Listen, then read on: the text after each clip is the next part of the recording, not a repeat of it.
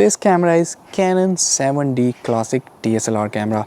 This is a APS-C camera. It's not a full frame, although it looks like a full frame. See the build quality of the camera, the dials and the modes and this kind of LCD screen. These kind of things you find only in a full frame camera, but this is a APS-C camera which looks like a full frame camera, and it is actually a fully professional camera. It has weather sealing and all the dials and the buttons that you need in a professional camera. Although this camera is from 2009, but still it takes good photos. And in today's video we're gonna figure out whether this camera is still a good buy in 2023 or not. So watch the entire video, you will have all your answers. If you are new to my channel, consider subscribing it and also check out the other videos, and don't forget to press the notification icon so that you always get notified whenever I post a new video. As I already told you, this camera is from 2009, 14-year-old, and it has a 18 megapixel APS-C sensor. The low light performance on this camera is not the best but not the worst either. The ISO range goes from 100 to 6400, which you can expand up to 12,800, and in decent lighting situation it takes good photos, but I do not recommend it to be used in very low lighting situation. If you want to use it in very low light situation, maybe use a 50mm lens along with it so that you can get more light into the camera. The frame per second on this camera is 8 frames per second, so it is actually a very decent number, so you can do some kind of action photography with this, but still I do not recommend it for wildlife or sports photography. You can go for something especially made for that kind of situation. It has a top LCD screen, the build quality is awesome. It also have a fixed screen, so it is not the best camera when it comes to vlogging, although it can do full HD video up to 30 frames per second, and you can also connect an external microphone with this to get better audio. And the weight of the camera is around 860 grams, and it is totally weather sealed and feels great in your hands. Dynamic range of the camera is not very high, it's around 11.7, but this camera have exposure bracketing, so using the exposure bracketing you can take multiple exposure shots and combine into a high dynamic range photo to get an awesome photo. This camera has Digic 4 dual processor, so it has two processors which are Digic 4, so it can do more processing compared to a camera with a single processor, and it works great. The autofocus is pretty fast and snappy when it comes to photos, but in case of video the autofocus is not that great, so I don't recommend this camera if you want to do some kind of a YouTube video or vlogging, because it will not be able to track your face so smoothly, because this camera do not have dual pixel autofocus technology into this. But if you fix the focus at one place and then record the video, then you can do a decent job even with this camera. In photography it has 19 autofocus point, which does a good job. Battery life of the camera is pretty good actually. It can take up to 800 shots if you charge it fully, but in real situation I would say maybe around 600 photos it can take, which is a great number, because this camera if you charge the battery once, you can use it for maybe couple of days. It will do the entire photo shoot for you. Card that you have in this camera is not a SD card, it has a single card slot, and it is a CF card, not a CF Express, not a SD card. It is a CF compact flash card, which is pretty robust card compared to an SD card. Now I'm going to show you this camera in close-up how it actually looks like. So this is how the camera looks from the front. The build quality is impressive. We have a top LCD screen. We also have this light button in case you want to see your settings in dark. We have the mode dial on this side, on off switch on this side. So this is how it looks from the back. You have another dial over here, using which you can adjust your aperture or exposure compensation depending on which mode you are. You also have a joystick over here in case you want to move around your focus points or you want to surf or navigate in menu. And you have a dedicated button for each and every settings on this camera. If we look at this side, you have the option to connect an external microphone. Beside that, you also have an option to connect this camera to an external power source DC in port. You also have the HDMI output and also the micro USB port in case you want to connect this camera to a laptop. And on this side goes the card, and this camera have a CF card. So the CF card looks like this. It is almost made of metal, very robust and very reliable compared to an SD card. But to read this card you would need a special reader, something like CF card reader.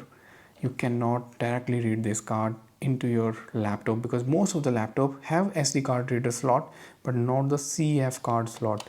So if you buy this camera, also invest in buying a CF card reader. This is how the bottom of the camera looks, and this is where we put the battery, and the battery is the same that we find in Canon 80D, and the battery life is impressive. Now I'm gonna put onto the screen the sample photos that I've taken with this camera. Most of the photos that I've taken are using the 40mm f2.8 STM lens and 50mm f1.8 STM lens. Both of these lenses are great for portrait and normal photo situation. They are also good in low lighting situation. They take sharp photos. You get really good background blur, so you can do portrait photography with them as well. So the photos, the colors and the sharpness looks really nice and excellent from this. In photography, I would give this camera roughly around 8 marks out of 10.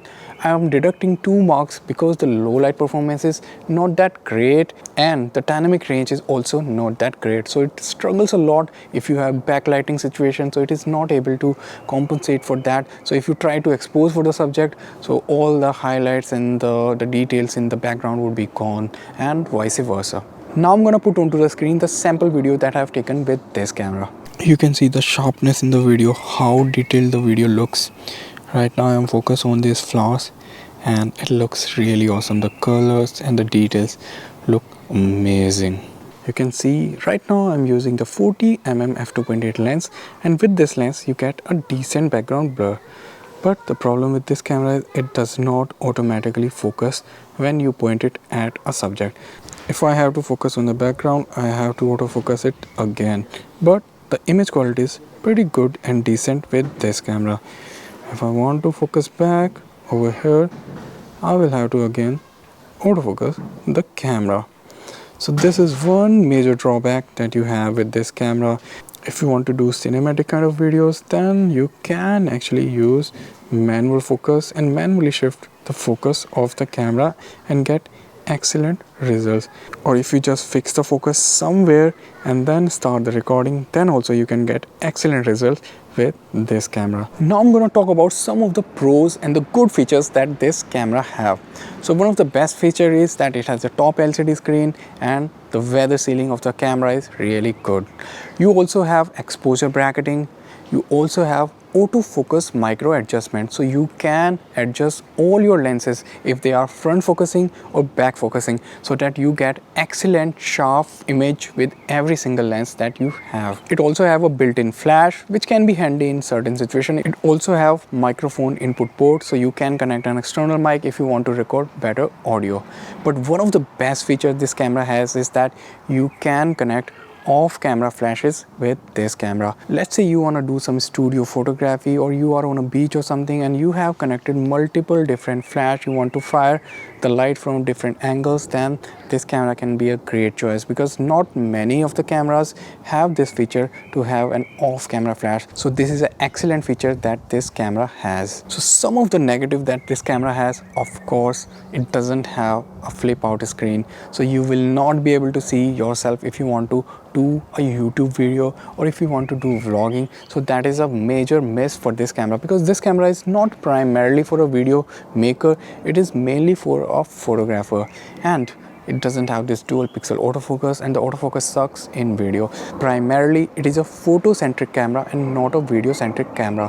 Photography wise it has a lot of features, videography wise not much features. So for how much price can you get this camera in 2023? If you see the listed prices on eBay for this camera, it goes for around 200 to 250 US dollar, or sometimes even more, but roughly close to 250 US dollar, which is a great price for this camera. If you get this camera used in this price range, then it can be an excellent buy, because this camera was made in Japan, and made in Japan camera are top quality compared to those who were made in China or Thailand. Now the final question, is this camera still relevant in 2023? Should you still get this camera or not? And if you want to get this camera, who are the right candidate who should get this camera? Well, definitely you can use this camera in 2023. You have already seen from the photos and the videos that I've taken with this camera, it can take great photos.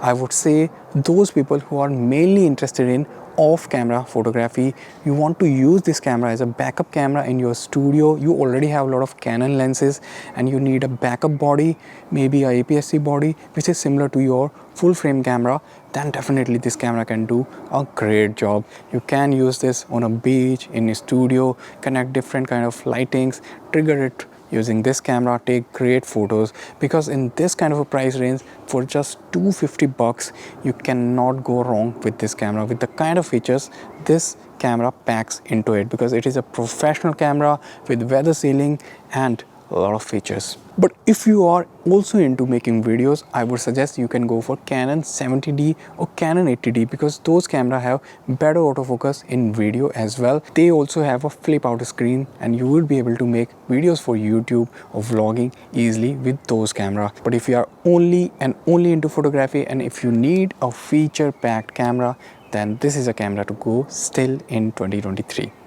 Alright guys, I hope you liked the video. If you liked the video, press the like button, share it, and if you haven't subscribed to the channel yet, please subscribe to the channel and also press the notification icon. I will see you in a new video.